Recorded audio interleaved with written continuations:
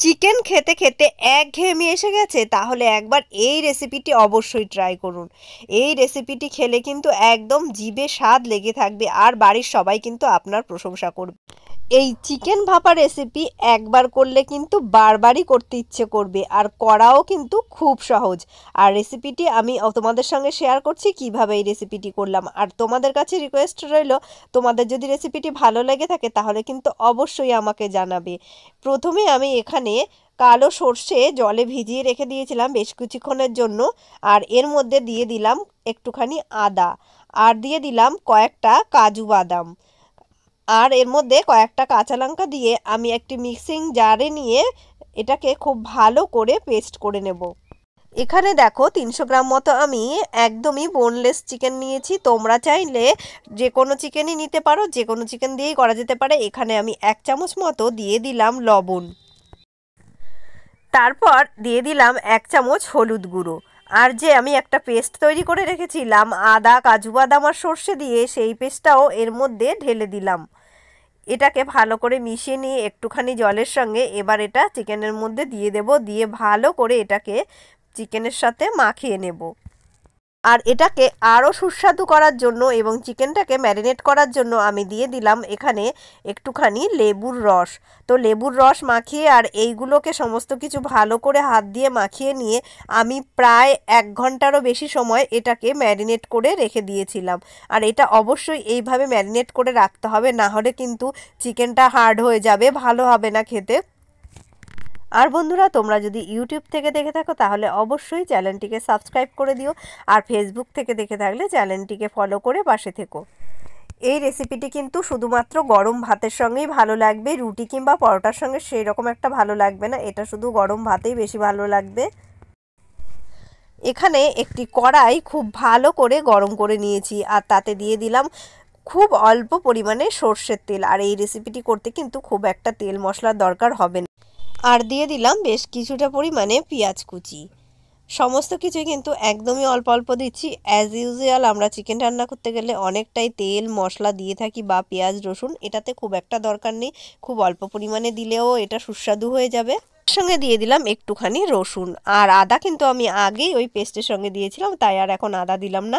এখানে 1 চামচ হলুদ গুঁড়ো দিয়ে দিলাম। এবারে নেড়ে চেড়ে খুব ভালো করে কষিয়ে নেব এটাকে, আর পেঁয়াজটা খুব ভালো করে নরম হওয়া পর্যন্ত অপেক্ষা করব। কিছুক্ষণের জন্য ঢেকে দিয়েছিলাম, তো ঢাকনা তুলে আবার এটাকে নেড়ে চেড়ে নিলাম, আবার একটুখানি ঢেকে দিলাম এটাকে। তো ঢাকনা তুলে এর মধ্যে আমি অ্যাড করে দেবো 1 চামচ মতো লঙ্কার গুঁড়ো। আমি এখানে 2টো লঙ্কার গুঁড়োই ব্যবহার করেছি, তোমাদের বলেছিলাম 1 চামচ লঙ্কার গুঁড়ো যাতে কালারটা সুন্দর হয়, ওই জন্য এখানে দিয়ে দিলাম। আর দিয়ে দিলাম 1 চামচ মতো টমেটো সস। যেহেতু আমার কাছে টমেটো ছিল না, ওই জন্য আমি টমেটোর পরিবর্তে একটু টমেটো সস ব্যবহার করেছি। তোমরা যদি টমেটো থাকে টমেটো ব্যবহার করো। এবার এটাকে খুব ভালো করে আবার নেড়েচেড়ে কষিয়ে নেব। খুব ভালোভাবে এটা কষানো হয়ে গেলে নামিয়ে নিয়ে এখানে আর একটা কড়াই বসিয়ে দিলাম। এখানে দিয়ে দিলাম আমি প্রথমে কিছুটা জল। তো জল কিন্তু খুব বেশি পরিমাণে দেওয়ার দরকার নেই, প্রথমে অল্প একটু জল দিয়ে দেবো, নাহলে বেশি দিলে কিন্তু ওই ওপরে যে আমি টিফিন বক্সটা বসাবো তাতে কিন্তু অসুবিধা হবে। আমি ভুল করে বেশ কিছুটা জল দিয়ে দিয়েছিলাম, পরে বুঝতে পেরে আবার জলটাকে কমিয়ে নিয়েছিলাম। এখানে তোমাদের একটা টিপস দিয়ে রাখি, অনেক সময় আমরা কড়াইতে কোনো কিছু জল বা কোনো কিছু ভাপালে বা এরকমভাবে কিছু করলে কড়াইটা কিন্তু ভীষণভাবে কালো হয়ে যায়। ওই জন্য আমি 2 টুকরো যে লেবুর রসটা আমি দিয়েছিলাম চিকেনের মধ্যে, সেই লেবুর খোসাটা ওর মধ্যে দিয়ে দিলাম, তাতে আর আমার কড়াইটা কিন্তু কালো হবে না। এইবার ওই মশলাটা, কষিয়ে রাখা মশলাটা চিকেনের মধ্যে দিয়ে ভালো করে এবার মাখিয়ে নেব। হাত দিয়ে কিংবা খুন্তি দিয়ে যাই হোক না কেন, ভালো করে এটাকে মশলার সঙ্গে খুন্তি দিয়ে ভালো করে মিশিয়ে নিচ্ছি এইভাবে করে। তো মেশানো ভালোভাবে হয়ে গেলে এর মধ্যে আমি একটুখানি জলও অ্যাড করব। জল তোমরা চাইলে নাও অ্যাড করতে পারো, কিন্তু আমি একটুখানি জল অ্যাড করলাম। আর জল অ্যাড করার পর এটাকে আবার ভালো করে খুন্তি দিয়ে নেড়েচেড়ে মিশিয়ে নিয়ে এর মধ্যে ওপর থেকে বেশ কিছুটা পরিমাণে সর্ষের তেল, কাঁচা সর্ষের তেল, যেহেতু রান্নায় খুব একটা তেল ইউজ করিনি, তো ওপর থেকে একটু কাঁচা সর্ষের তেল দিয়ে দিতে হবে। আর ভাপাতে তো তোমরা জানোই ওপর থেকে কাঁচা সর্ষের তেল দিতে হয়। তো দেখো কত সুন্দর লাগছে। তো আমি কিন্তু ধনেপাতা ইউজ করিনি, তোমরা ওপর থেকে একটু ধনেপাতা দিয়ে দিও। এবার এখানে আমি টিফিন বক্সটাকে ভালো করে এইভাবে আটকে দিলাম।